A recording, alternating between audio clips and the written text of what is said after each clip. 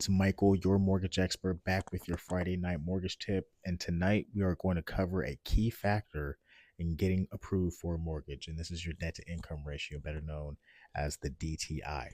Now, understanding your DTI limit for different loan types is going to help you figure out essentially how much home you can afford.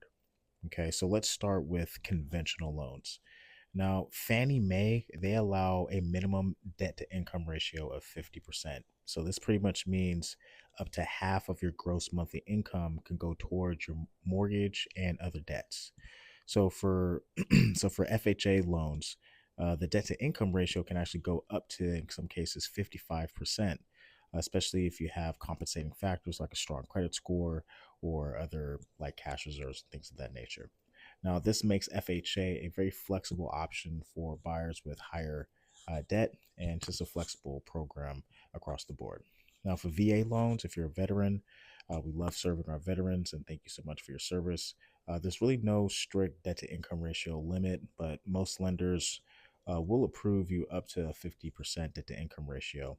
And VA loans also consider what's called residual income, which gives veterans some extra flexibility when it comes to their affordability and qualifying. Now, with USDA loans, I don't really come across these too much, but these are for properties in more rural areas. The standard debt to income ratio for these are at 41%, but in some cases, you can go up to about 51%. Again, if you have strong compensating factors like a high credit score or cash reserves. Now, if you're considering a non-QM, which is a non-qualified mortgage, pretty much the mortgages that don't fit within the conventional FHA, VA, or USDA box, the debt to income limits typically can exceed 50%, but these loans typically come often with a higher interest rate and require a little bit of a larger down payment. So that's just something to consider when considering those loans, but flexible loans nonetheless.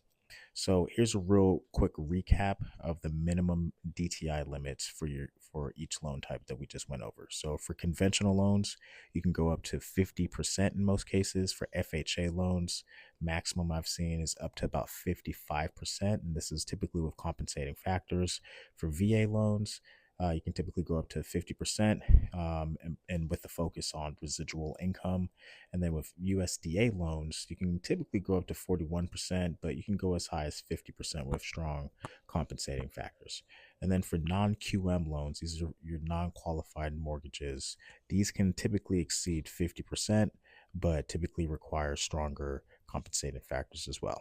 So if you want to even calculate your own debt to income ratio and see how much home you can afford, check out all the mortgage calculators that I have on my website. I'll include the link in the description below. But don't forget to like, subscribe, and leave any questions in the comments. I'm here to help you get one step closer to your home. Until next time, have a great weekend. Peace.